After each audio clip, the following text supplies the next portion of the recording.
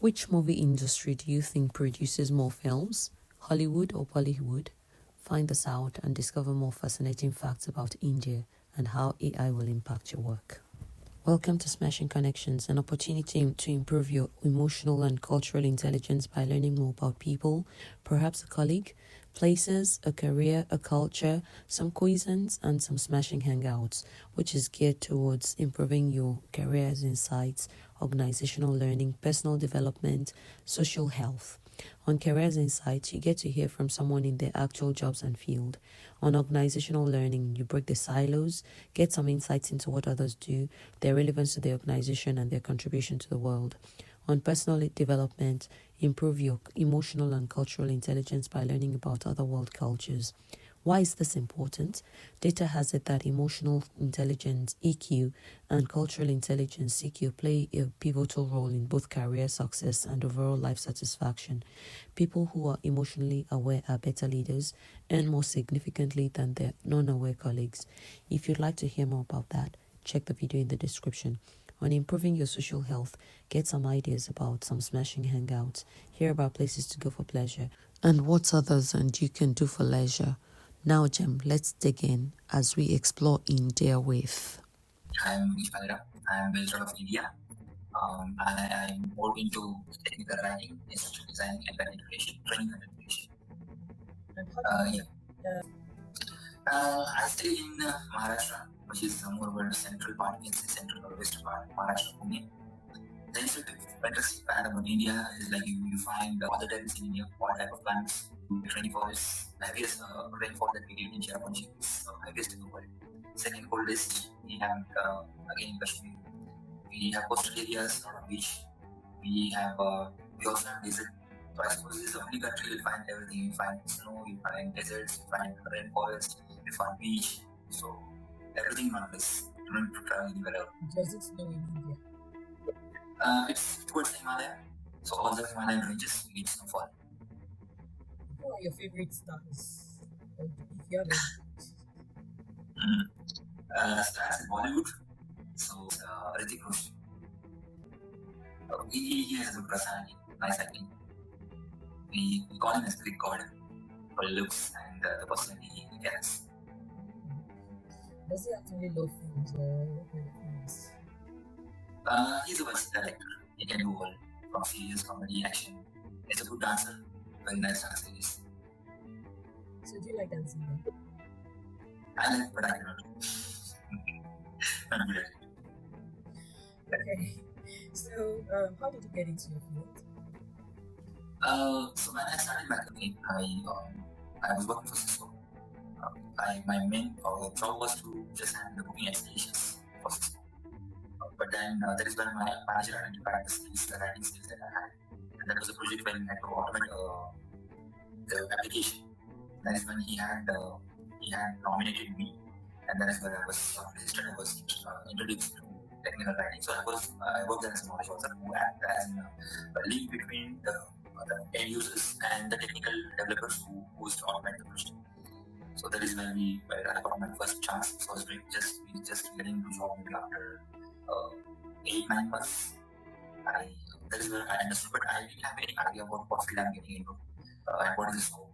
So I just stepped away. I tried other professions. I went to software testing. I went to banking, and then I did my support and everything.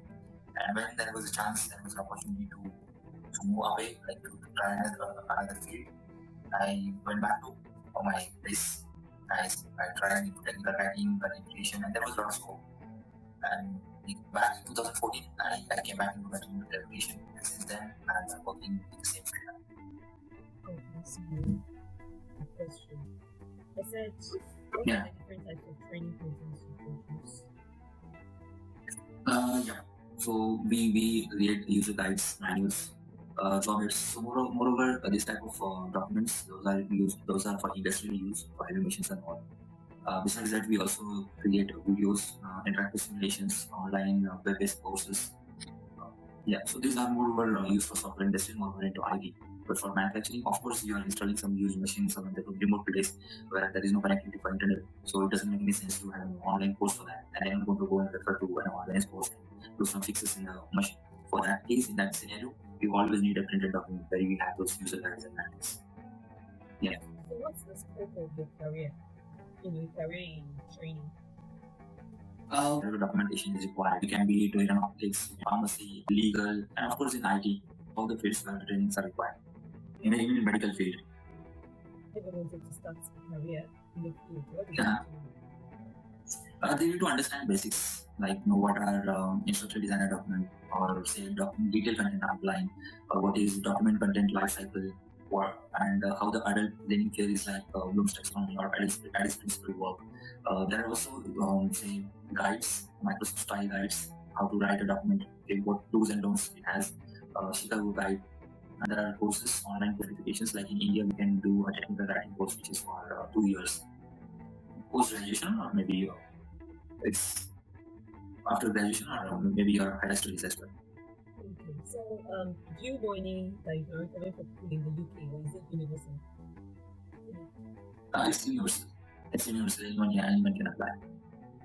And what strategies do you use to assess the needs of learners? So it's moreover like now the Addis principle. So we like analyze, then design, then develop, implement, and evaluate. So first we analyze in the user, what is their budget or the audience, how soon they want to document, and how much time they have. We then create a prototype, we get it certified or verified from the stakeholder, and then we'll go ahead and then plan for the trainings, design the trainings, the course outline and the outcome of the course, develop the trainings. Then we get it verified from the stakeholders, implement those. After implementing, then we take feedback from the end user, see if it is really effective, and what are the enhancements that we can do, and we incorporate those enhancements, and then the training reports. This is how the phases of training works. And how will AI affect or enhance your work? Interesting question. AI will largely affect the technical writing stuff that I spoke about, the user guides and manuals. It has already started taking on jobs for technical writer. But where a creative work comes in place, like video development or the interactive simulations and all, AI is still not that developed. But then we can use those AI tools and use them for VR, AR. AI will largely affect the technical writing stuff. It has already started taking on jobs for technical writer. But where a creative work comes in place, like video development or the interactive simulations and all, and metaverse, that can be the future of the trainings, industrial trainings as well. Okay, so you're not afraid that it's up to us how actively are we going to use the technology and how much are we going to be able to cope up with the market. So when computers were introduced, people thought maybe their job will be gone, all the writing books and everything books went back, and then everything came into computer. But of course, it increasingly it had come with more opportunities, different opportunities. So with AI, also I understand that more and different opportunities will come, and we'll have to enhance and upgrade ourselves accordingly. So how do you stay current with developments in instructional design? Of course, we have forums and courses, online courses for Coursera, Udemy and all. YouTube is the best teacher, and now ChatGPT is there to help us out. So you ask any questions, we'll be bothered with this. That's very good. And what are your hobbies? Traveling, I like cooking, blogging, watching travel vlogs. I know you have a channel, I've already subscribed to it. I will follow you. Recently, I have traveled from my place from Pune, Maharashtra to Himachal. Now I'm currently in Himachal. So Pune is really hot now. It's like nearly 40 degrees. So I've traveled towards the Himalayas that I was talking about, where the snowfalls happens. So it is much cooler than here. So it's like 17, 18 degrees Celsius now. So it was like 2,000 kilometers drive from my place to Himachal. So it took me around 3 days with break. What else? Indian cooking? What's your favorite dish? I like biryani. We have a fast food. It's more famous in Maharashtra. We have a food called vada pav. So you have the tikki, vada, and then you have the bun. And it's like, I can have it in all the 3 meals. It's yum to taste and it's healthy as well. More healthy than the burger, of course. What would you tell anyone who wants to be like you? What subject they need to learn, school or study? What skill? There is no specific skill set that is required for this profession.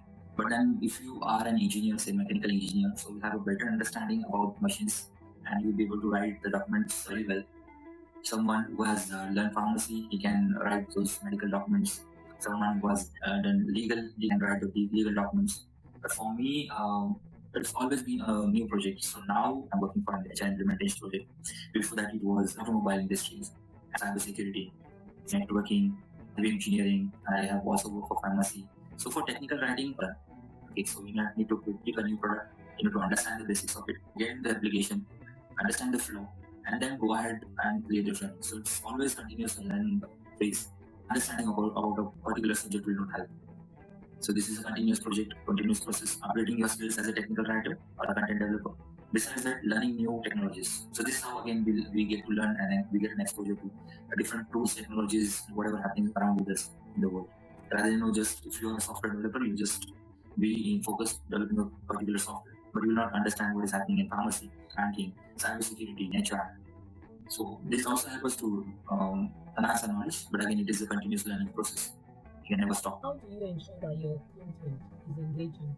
It ideally depends on the end user, the audience that we have. If you have a senior audience, they prefer printed documents because they've always been using those, reading through the guides and books. If someone is of middle age, they prefer watching videos.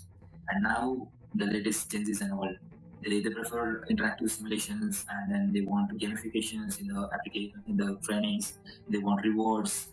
So it depends on the end user, how technical they are. Is the age group that we are targeting. Can you provide an example of a project where you successfully applied instructional design principles? It is a good and a bad example. The very first project that I worked for was way back in 2008. It was for automation. When we automated the application successfully, so it was a lot of cost saving. 1,300 people lost their job. So plus minus both the things were there. You know, there's always a prediction that you can do something better. First of all, you know, we're doing lean, 6 Sigma. Now we're into agile sprint. What's your prediction for the future? Because it's one goes out of fashion. Regarding trainings, I say it is metaverse. That's the reason why Facebook has changed its name to Meta now. This training is like you have the simulations, the gloves, the sensors you can put on your hands. You have those Oculus equipment that we have. Okay, and then it will take you to the next say universe where you can see if you are in the medical field. A person will be able to see a body where he can dissect it, he can learn operation and all, and he can actually feel it. Or else in our industrial application or an automobile company, if there is an assembly line, someone has to learn how to fix a carburetor or how to fix a radiator into a car or any other steps that he has to. He'll have to travel to the industry at his travel time, and then since he's new, okay, the assembly line will slow down. It will be a cost to the company. Okay, the person will be wearing all those gloves with all sensors, VR goggles, and then he will get into simulation and he'll learn to fix those parts. So 80% of your training will be done offline in the office, no traveling required, no slow down, no person engaged. Okay, and when he goes actually to the shop floor, he'll be efficient enough. That will be the future of the training. Also, the element system, learning management system, where you post on SharePoint, you never understand how many people are watching it. Is your training really being consumed? If you have a standard element system, a learning management system, it will let you know what is the footfall, how many people are actually using, what are the difficulties they are facing. So I understand learning management system. I also understand about course development and all the tools and applications which I use. So anyone who's interested, who has a requirement to... Could you share some interesting facts about some people in India? Yeah, I can talk about the Tata group, which is the largest group in India. The owner of the organization is Mr. Tata. Is also owner of Tata Motors, which has Tata Motors part of India, Range Rover, and some other subsidiaries.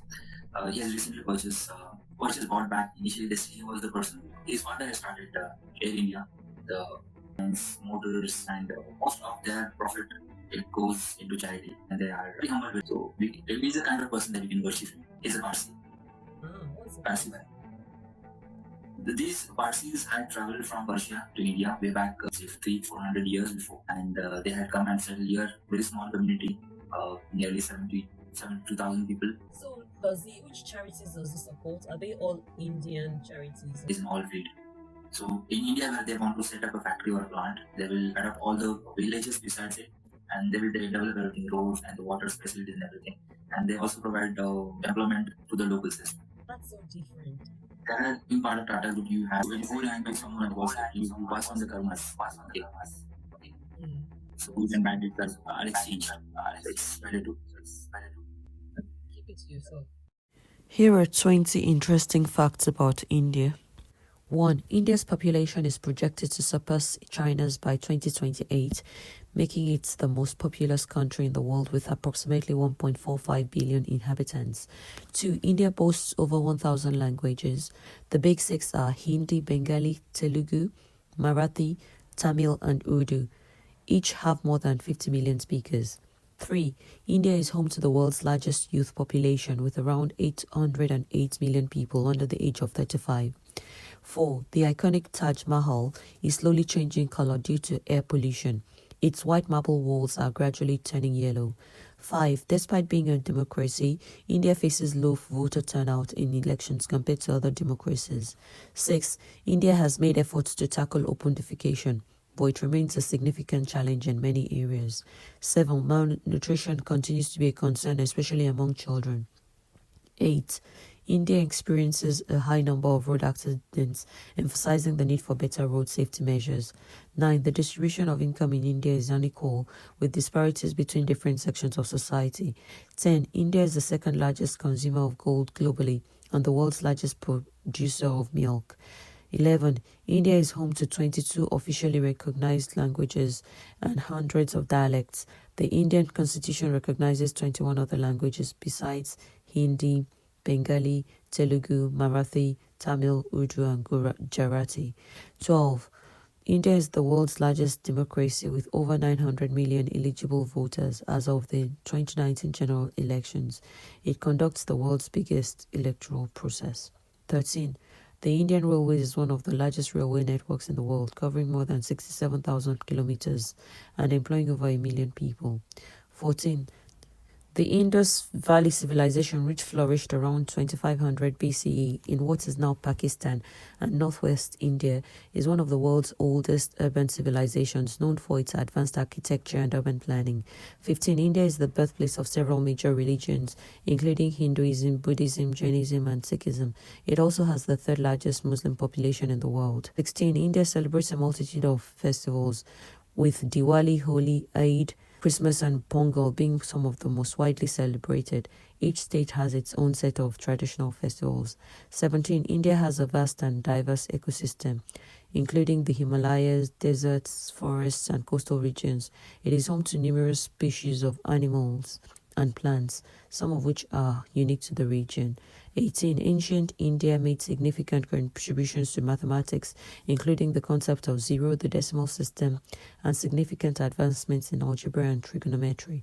19. The Indian Space Research Organization, ISRO, has made remarkable achievements, including launching the Mars Orbiter mission, Mangalyaan, in 2013, making India the first country to succeed on its first attempt to reach Mars and the fourth space agency to reach the planet overall.